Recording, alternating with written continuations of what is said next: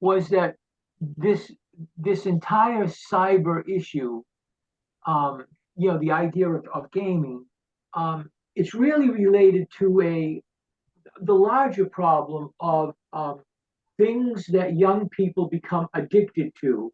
So we heard this theme of addiction, obviously running through the conversation, and more specifically, the addiction to things that are related to hate and violence.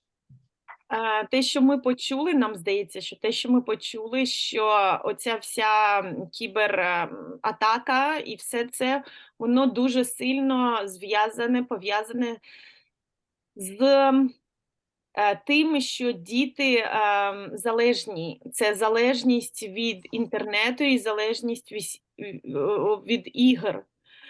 І так як діти стають залежні, вони їх легше контролювати. І також те, що ми почули, що це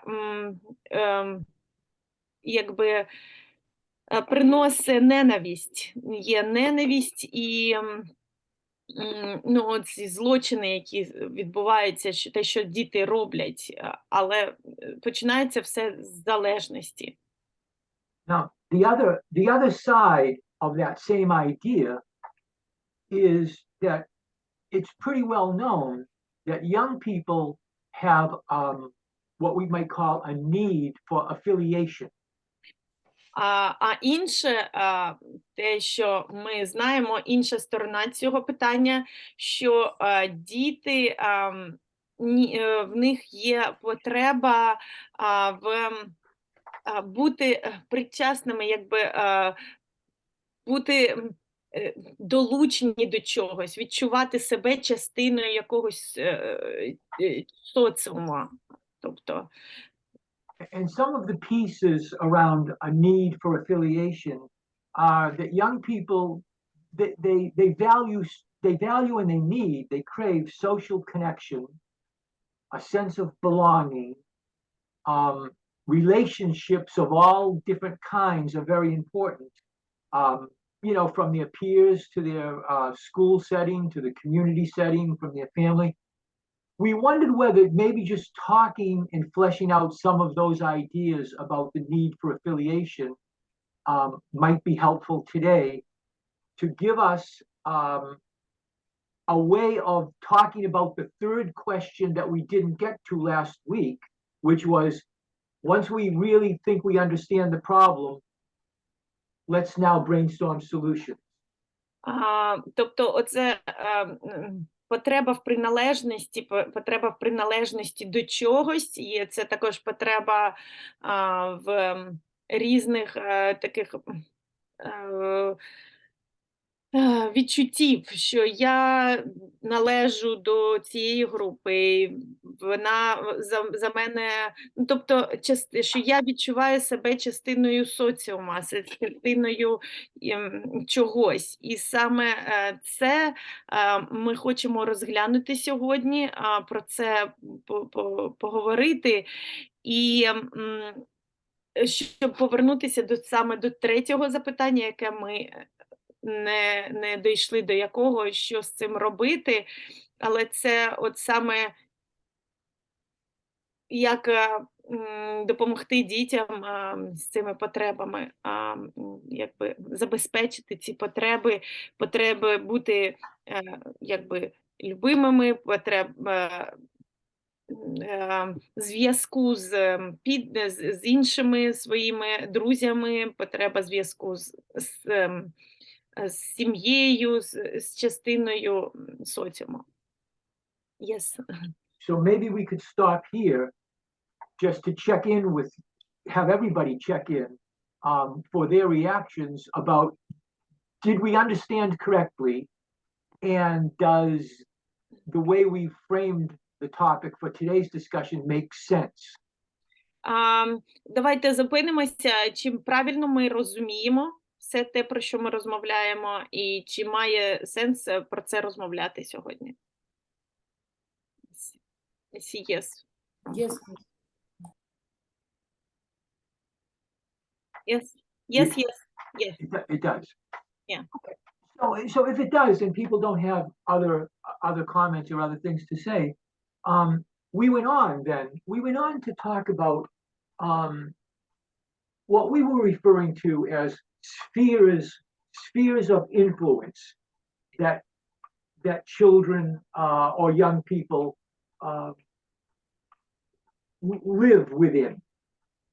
And so I don't know that if you can translate that spheres of influence, then I'll go on to explain. Сфери впливу. Ми хочемо порозмовляти сфери впливу, які впливають на дитину. Тобто є різні сфери впливу, і саме про них ми хочемо порозмовляти, що впливає на дитину. Угу.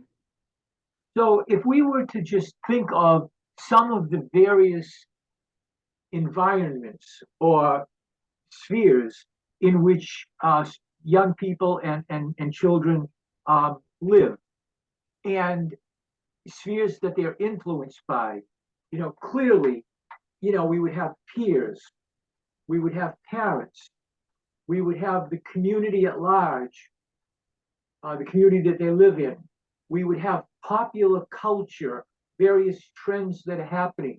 We would have a historical sort of a time perspective of the dimension in which they live. We would have their teachers. We would have their counselors. We would have staff in after-school programs and during-school programs. In other words, we could create quite a list of spheres of influence. And what we might want to do is talk about those and which ones are the most important for this discussion. And within each one of those spheres, what is it that could be done to address the issue? Now, I know that's a lot, so I can chunk it for you if you want to take it piece by piece. I will try my best. Якщо ми подумаємо про сфери впливу на дитину, то біля нього є його діти, тобто його сверстники, які поруч з ними, так? Потім є батьки, є вчителі, є люди, які працюють, педагоги, які працюють в школі з ним, педагоги, які працюють, тобто вчителі, які працюють в позашкіллі з ним, є психологи, є директора, завучі, які теж працюють з ним, є культура, популярна культура, яка впливає на дитину завжди, є якісь історичні дослідження, історична інформація, яка історично склалася, на фоні якої відбувається життя дитини. Тобто це все дуже-дуже складна така система, в якій знаходиться дитина. І саме от про якісь конкретні сфери ми хочемо поговорити зараз, які сфери більш всього впливають і як можна впливати на ці сфери. So if I could stop here by making it, to try to make it as pointed and specific as I can, let me just ask a series of questions. What can parents do? What can teachers do? What can counselors do? What can psychologists do? What can the after-school programs do? Let's think of that question. What can whomever do to address this issue? І щоб подумати про те, про що ми розмовляємо, тобто про наше основне питання, ми можемо запитати декілька питань. Що можуть зробити батьки, що можуть зробити вчителі, що можуть зробити психологи, що можуть зробити в позашкіллі, тобто що можуть зробити, тобто хто конкретно і що може в цій ситуації зробити, щоб її вирішити. So, we understand, or at least I think, the government can do something, but, can each individual actor at various levels, from the family to the school, to the community, can we address this issue on as many levels as possible?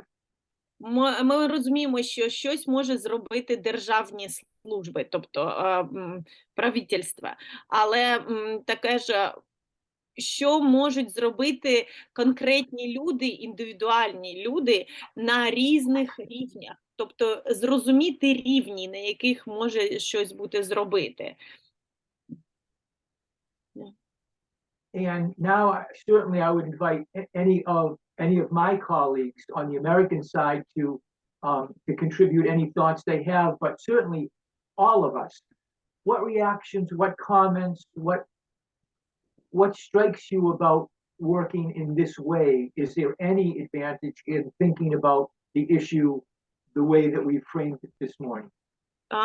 Як ви думаєте, тобто якісь додати, що ви думаєте про це? Працювати саме в цьому напрямку, щоб зробити алгоритм, якби що хто може зробити на конкретному рівні? Як ви думаєте, чи це доцільно, чи ні? And now I will do what teachers always do. I will practice wait time. Я зараз почекаю, щоб послухати те, що роблять всі вчителі. Що ви думаєте? Ну, ми бачимо, можна мені? Так. Ми бачимо, що не справляється державна система. Насправді є мільйони людей, які, ну, скоріш за все, старано виконують свої функції, але, на жаль, на школі менше йде виховної функції, більше навчальна. І ну, це є великою проблемою, бо майстерність, ми бачимо, що і певні знання базові, якщо вони не ґрунтуються на цінностях, вони можуть стати загрозою для самої дитини і для людства. We see that the government is not able to do what they need to do to complete all the functions, because like the regular school is based on the academic preparation, and mostly they give academics, but what we observe that when children have just knowledge, just simple like raw knowledge without values, it could be hurting even because it doesn't help without giving values, because without developing all sides of a child, it's not good to develop. So academic part is not enough, but this is what a main purpose of the government at the moment. Зрозуміло, що якщо б батьки, значить, всі знали чітко свої функції, виконували, держава у вигляді Міністерства освіти і по вертикалі, Міністерства внутрішніх справ, ну, поліція мається на увазі, Служба безпеки, всі виконували чітко свої функції, то, можливо, такої проблеми б не було. It's possible that if everyone would function in the most possible way and completed their functions as needed, like Ministry of Education, Ministry of like police, the parents themselves, if they would understand and complete their functions, we would not face this problem, but unfortunately it's not what's happening. Ми розуміємо, що якщо, скажімо, комп'ютерна залежність, вона виникла там останні там 10-15 років, ну, це викликано технічним прогресом. We understand that computer addiction was called like last 10-15 years because it's technical progress, and now we are facing this computer addiction, gadget addiction. Зрозуміло, що до того часу виступали на перше місце і інші форми залежності. But before we had other forms of addiction. people still were addicted to something else. А на наше покоління прийшлись всі можливі форми залежності. I feel that our generation got all of them, all type of addictions. І до тих, що були в минулому столітті, додали ще і технологічні різні. Everything that we had last century, like tobacco, alcohol, we now our generation face computer addiction as well. Because not just teenagers addicted. І додались, ну, скажімо так, технології, через які, не знаю з яких причин, різні, мабуть, причини того, щоб насаджувати насилля, розбрат, значить, ну, знищення просто молоді таким, можливо, це іде контроль за демографічними процесами, через якраз те, що молодь через таку залежність втрачає здоров'я і втрачає репродуктивні функції. Можливо, це моя думка. Yeah, so it forced that different type of violence and that's I do not I'm not sure why, but it's a very like bringing a different type of violence and people who are addicted, they become very asocial, and I guess it might be that like a control of population on in our area could be. Valentina?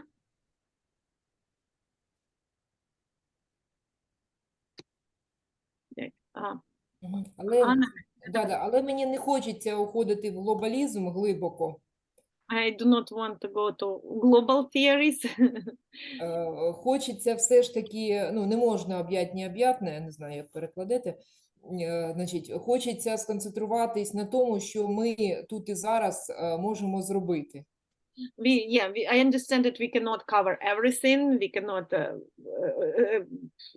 solve all the problems, but at least we want to start it like at some little point and think about those and answer to small questions. Зрозуміло, що найкращою, значить, альтернативою цим залежностям є зайнятість дітей корисною справою якоюсь.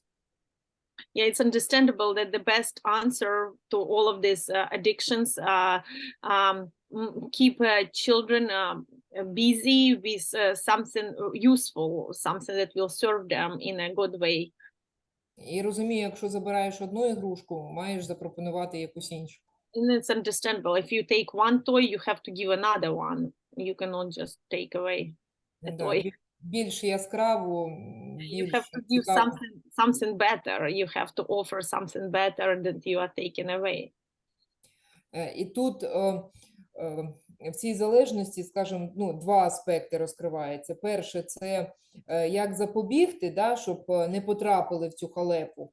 Yeah, two aspects in this addiction. One is how you can how you can preserve it, like how you can make it like keep it not possible, you know, like how to be yeah, so proactive, how you have to be proactive on the one hand, and on the other hand. Ну, це більше, скажімо, якраз стосується державних органів, щоб, ну, якщо державі це потрібно, то, звичайно, там буде будувати позашкілля, розвивати і так далі. And it's important on the governmental level, if they think about it, they should help, like after schools programs, they have to support the system behind it that help children to develop and to have their options other than gadgets, other than technologies. А мене більше тут турбує питання, як ті, які вже залежні, а це вже не лише старшокласники, ті технології, які зараз поширюють, вони вже затягують в цю залежність дуже потужно і там 4-5 клас. And I'm thinking not just about those who, I'm thinking about children who are already addicted. And unfortunately, what we observe, it's not just high schoolers. Children as young as 4th, 5th grade already addicted to this. And it's really hard to take them out from there because it's very serious, because technologies are become more smarter and smarter and more addictive for younger and younger children. Молодших, там батьки ще, ну, свідомі батьки, вони ще можуть проконтролювати. А вже постарше дитина із гаджетом лишається сам на сам, і тут вже батьки менше мають можливості. Особливо, якщо в них немає розуміння, що потрібно дитині допомагати. As younger children are, as more possibilities for parents who understand what's going on to control the situation. But as older children, as more they're like going away from parents, and it's almost impossible to control them. Is it worth spending some time to think about what need is that fulfilling in a child that's in the 4th grade? Чи доцільно подумати, яка нужда от тієї дитини, от в чому нуждається дитина у 4 класі, що вона якби заповнює, коли вона грає в 4 класі, тобто що вона заповнює цією грою, чи доцільно про це подумати? Доцільно. Я зараз скажу потім про 4 клас. I see, yes, and Irina has an example for the 4th grader, for addiction in 4th grade. Ханна? Так, це якраз потреба в соціумі, в друзях. І вони так чітко і формулюються. Yeah, and Hannah thinks that it's a need in socium and friends, and this is how you structure it, how you say it. Hannah? Так, і тут це з одного боку, а з іншого боку вже мультфільми, деякі ігри, на жаль, таким чином, я не знаю, цілеспрямовано, чи так виходить, що вони пропагують там, значить, що ти маєш бути членом соціуму, але в той же час вони формують терпимість, толерантність до насилля, до жорстокості. What Hannah observes that in the animation movies for children, in cartoons, there are different messages that instilled, because on the one hand that you have to be a part of the socium, a part of the society, but on the other hand, the hate and the cultivating like those negative feelings, negative actions are accepted in those cartoons from the young age. Тут ще наклалась якраз епідемія, коли діти менше змоги мали між собою спілкуватись, і відповідно вони не всі розуміють, що коли там одна дитина з іншою спілкується там і вдарить, що це може викликати, значить, больові відчуття. Вони не всі розуміють, що таке, значить, біль і страждання. Unfortunately, COVID played its role as well, and some children do not even understand when they communicate with other children. They do not understand what is pain, what is physical pain. They do not understand when they hit other child. They do not understand it, what is pain about it. Like it's the child is physically in pain. So violence is cultivated, but children do not see it, do not feel it, do not understand it. It's something that they do not get. А в грі можна вбити і перейти на новий рівень, і там вже цей герой живий. And what is upsetting that in the game you can kill someone, but then you go to a different level and the same character is alive again, so you do not feel that Right. it's matter. You can just kill, but it will be different level. Тому не всі розуміють чужу боль, чужі страждання. І не всі можуть зі своїми відчуттями також, ну, не всі готові до вираження своїх емоцій, відчуттів. That's why not everyone are ready to analyze their own feelings and emotions, and they are not open and they do not understand feelings and emotions of other people. And this is what That's, I mean, that's a very, very important, to my way of thinking, that is a very, very important point. You know, one of the things that we have tried to do with, you remember the other Joe Astuccia, we work together in this concept called trauma-sensitive schools. And our approach, and I understand you can't reform the entire educational system like that, but we in trauma-sensitive schools, we take a whole school, whole child approach. And part of that approach is working with children to understand their own emotions and to understand the emotions of others so that they can develop a sense of empathy. And I think that what we're talking about now is a very, very important point. Це дуже важливо, те, чим ви поділитеся, це дуже важливо. І те, над чим ми працюємо з другим Джо, який зараз до нас він не може долучатися, але оце ми працюємо травмосенситивними школи, які відчуті до травми, допоможіть мені. Тобто, які і ми беремо чутливі, дякую, Валентина. Так, тобто школи чутливі до травми, і тут ми беремо якби підхід до всієї дитини, такий Комплексний, да, я так розумію? Комплексний, так, дякую. У мене немає слів.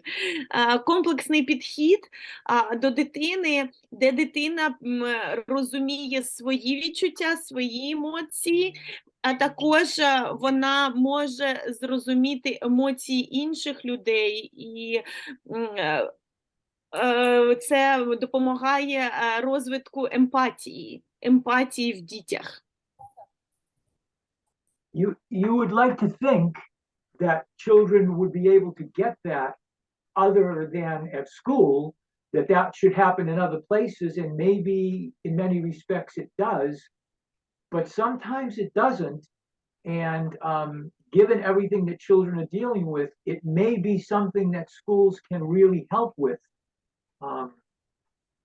Так, і зрозуміло, що було б добре, якби діти вчилися емпатії десь в інших місцях, не в школі.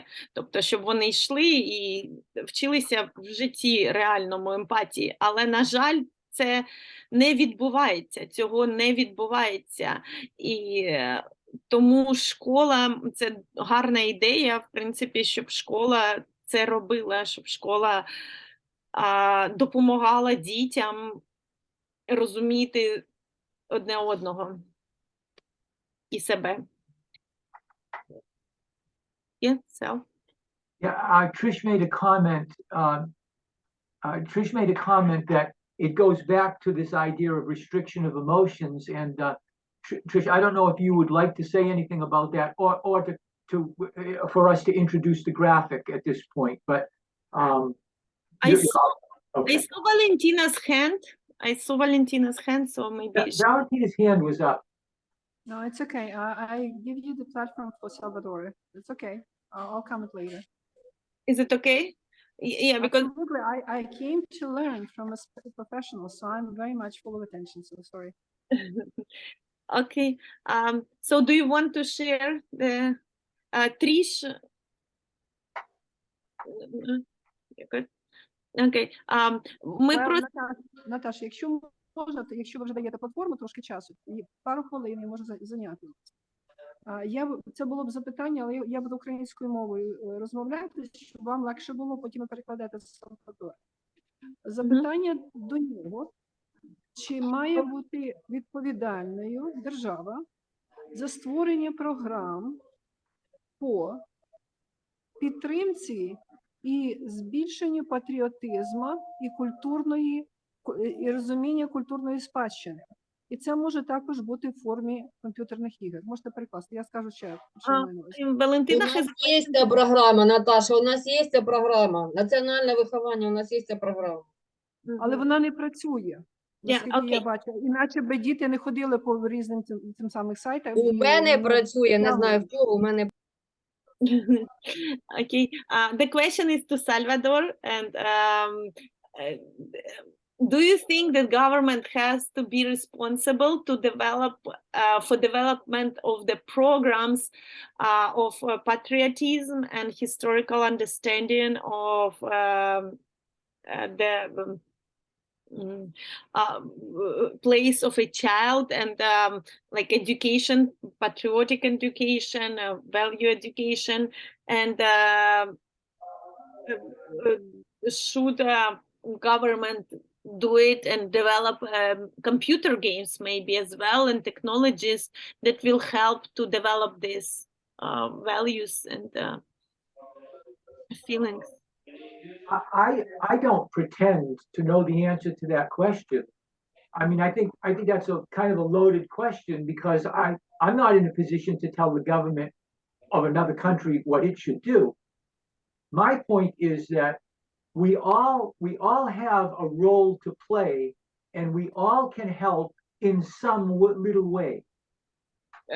Сальвадор каже, що він не може казати правительству іншої держави, що робити, що не робити, але головне, що те, що ми кожен на різних рівнях можемо зробити індивідуально щось змінити і щось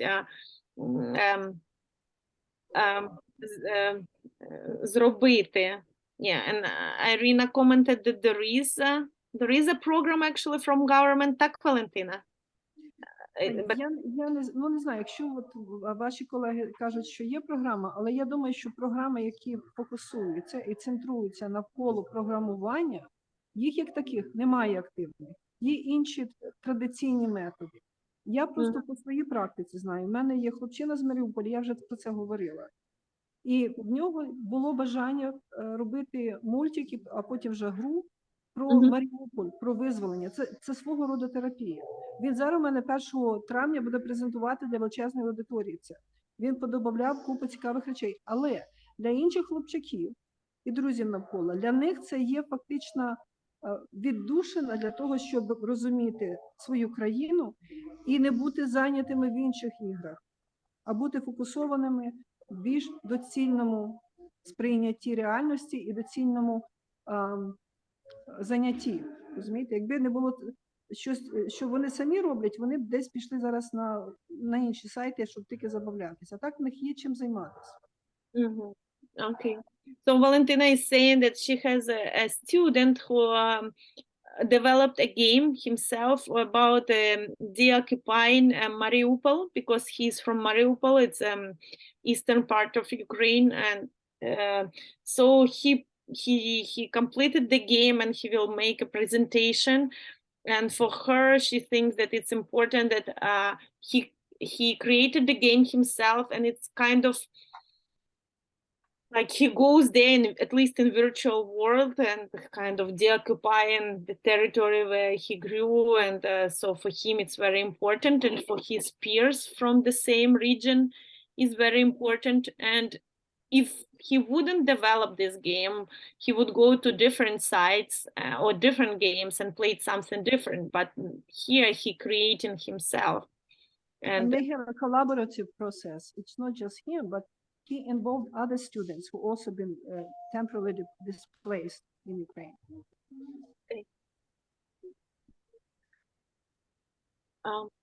Yeah. Ханна, ви хочете сказати, чи ці Тріш? Valentina, do you mind just clarifying? So this was a game that the teens created, and it was a game that included violence for deoccupying, or it No, was well, there it's, was- Тріш запитує, чи було насилля включено в цю гру, коли вони визволяють територію. well, this is one of my patients in a therapy, and I always give them option to see what they like to do the most. Some people like to draw, some people like to dance, listen to music, some like to talk, but this kid liked to be with a computer game. So instead of letting him be lost on the website, he proposed, and I supported that, and I brought other kids from his surroundings to create a story that would allow them to relive their future victory, because they are very upset what happened to their city. So you do have some constructivism regarding animation, because they are fighting Russians there, but you don't have open violence killing, no blood, nothing like that. It's just technology, it's just swarming robots, etc. So I asked him to read some of the American articles that talks about modern technology in that field. But it's a therapy for them. And we are taking those boys mostly away from the other gaming, because they are focusing, creating something that it's their own. And they're very proud. They will be presenting this small game on the 1st of May in their college. Валентина, ви хочете на українській сказати, щоб розуміли?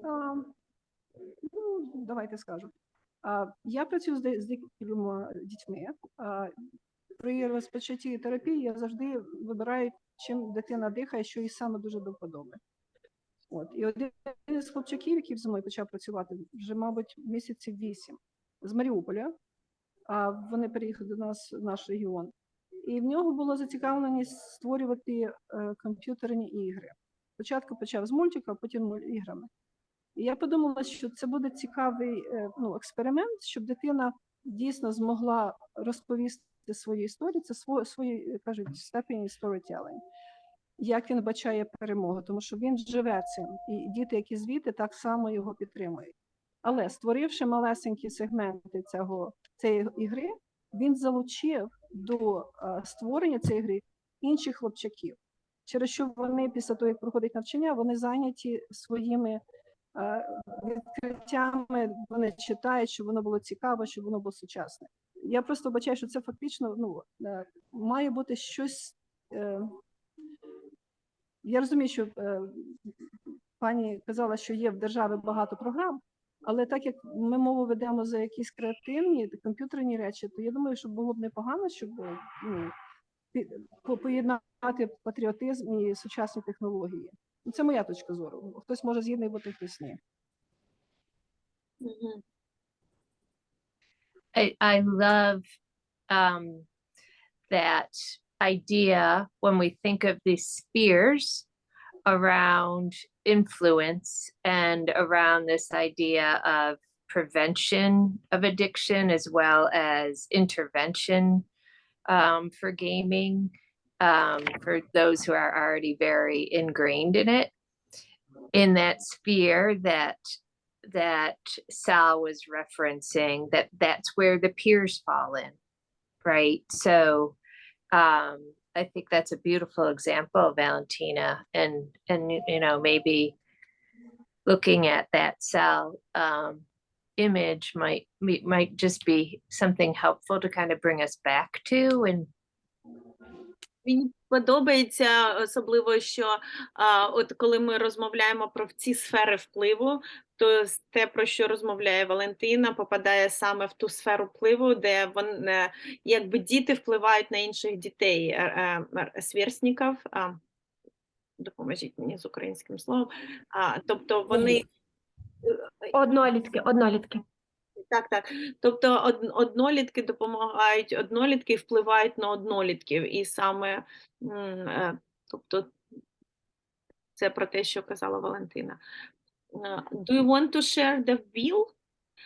Нам Дар'я переклала колесо. Колесо. Can you help me with the name Bromin? I read it. The wheel of Brom? Колесо, я не бачу. просто. Bronfenbrenner. Бронфенбернер. Так, це, оце колесо Бронфенбера. Бронфенбренер, так, він іммігрував з царської Росії після революції, йому було дуже маленьким, його перевезли, але він якби зробив революцію в психології в американській, батьки його перевезли, і це те, що він розпрацював. Yeah. So this is the same wheel as Joe shared yesterday from Psychology Today. Yeah.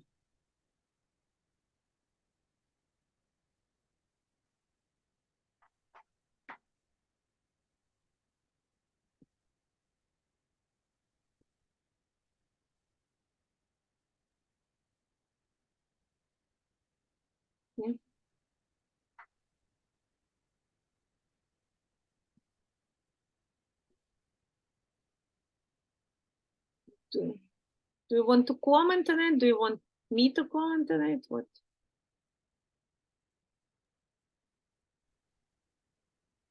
Well, we wondered, Natalia, whether some diagram like this might be helpful for people to sort of develop an understanding of how the child is in the middle and is influenced by several different spheres of influence as we started the meeting. Ми просто хотіли показати це колесо, щоб ви подивилися, якби підтримати цю ідею, з якої ми розпочали, що є дитина всередині, і вона не окремо від суспільства, а вона в суспільстві, і якби що дуже багато впливає на цю дитину. Тобто просто підтвердити те, що ми, про що ми розмовляли. And so knowing that an individual, child or youth is subject to this variety of different influences, one begins to wonder, well, what could be done in various areas, even if it's just a little thing. Sometimes, small change is the way to begin, to address the issue in a variety of at a variety of different levels. І тут запитання, що може зробити, думаючи про індивідуальну дитину, про одну дитину, що можна зробити саме для цієї дитини на різних рівнях, що можна змінити, що можна поліпшити, бачачи, якби думаючи про дитину, це з такої точки зору. Yeah. And I think that, if I remember correctly, I think that the suggestion that Tricia had made was that there might be some people who are watching this video, but who aren't in the call today, and that they would be assisted by having something to refer to sort of guide, as a guide for interpreting our conversation today. І це те, що якщо ви не дивитеся, ви дивитеся наш запис, але ви не з нами, для тих людей це може бути як ссылка на те, що, про що ми розмовляємо, що відбувається.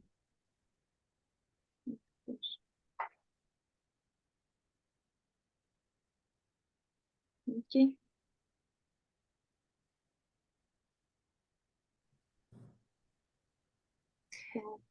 Natalia,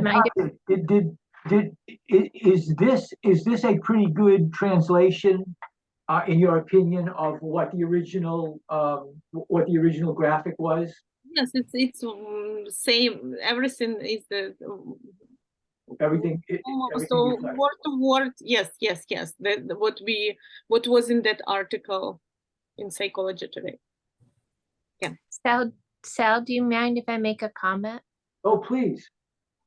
So our thought when we were, based on what we heard last week and breaking down this idea of addressing this from an addiction issue, and then at another level, the addiction with gaming and hate. And when we have used this model in the United States for thinking about kids in crisis or kids in trauma, it becomes empowering to the different levels around the child, because it's so overwhelming when you think of it in this big, like, macro sphere. Коли ми думали це на нашому рівні, на рівні, от щоб зроблено було б в Сполучених Штатах, то розбивати просто на маленькі сфери. І тому ми звернулися до цього колеса і подумали про це колесо, тому що якщо думати просто про дитину як макросферу, як одне щось дуже велике, то це дуже важко щось зробити просто. А якщо розбити на різні рівні, то тоді можливо думати на різних рівнях. So it helps parents and, educators and peers feel more of a understanding of their locus of control and what they can be involved in, rather than feeling that they have no internal locus of control to be part of it. So that's a term in psychology we use around your locus of control. Are they familiar with that? Locus of control? Yeah. Oksana, maybe. Локус – місце положення контролю, траєкторія контролю. Оксана, є такий термін в психології? Тобто я так розумію, що коли концентруємося на контролі чогось одного, тобто ми не розширюємо. Фокус, можливо. Фокус контролю. Фокус контролю, тобто це дає можливість, дає силу і розуміння батькам і вчителям зрозуміти, що я можу проконтролювати от таку сферу. І також одноліткам, що ми можемо проконтролювати от таку сферу. Тобто фокус контролю на чомусь одному, а не розширювання контролю на все, тому що ми не можемо проконтролювати все, але ми можемо проконтролювати якісь спеціальні зони. Так?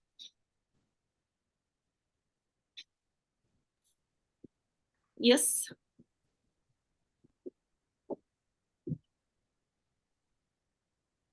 Да? Ганна Павлівна? Оксана. Просто хочу сказати, це дуже важко доносити батькам, тому що у них найпростіше це витягнути шнур і щось заборонити. Да? І їм треба пояснити, що дійсно, як казала Ганна Павлівна, що ви на місце цього поставите, що ви запропонуєте дитині. It's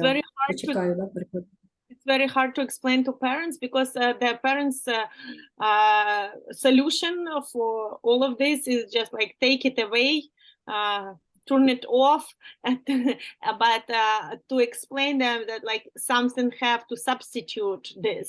You cannot just take it away. You have to give something instead of what you are taking away.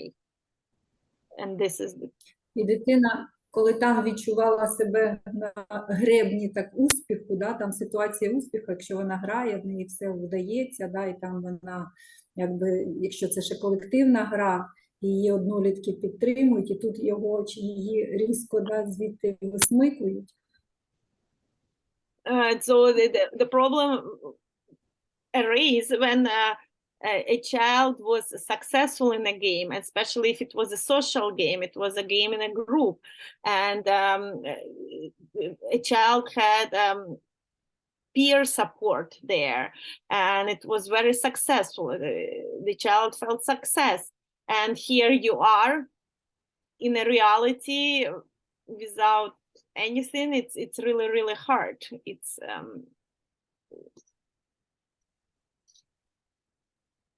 Дитина перестає хотіти контактувати, в першу чергу, з батьками, бо вони виходять тут такі заборони, від них іде контроль і заборони.